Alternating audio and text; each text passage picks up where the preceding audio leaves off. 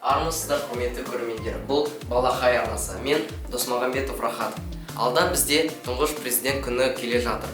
Бұл мерекенің маңызы қандай?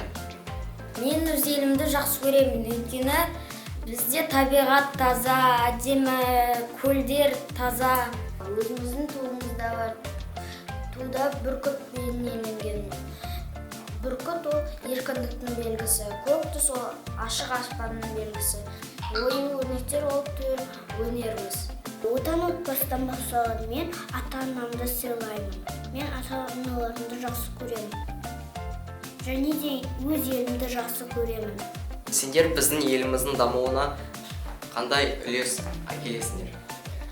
Біз сабақ оқимыз, Бұзық болмаймыз. Ата-анамыздың тілін аламыз. Ата-анамызға көмектесеміз. Рахмет достар, сендермен болған Балақай арнасы. Еліміз дами берсін.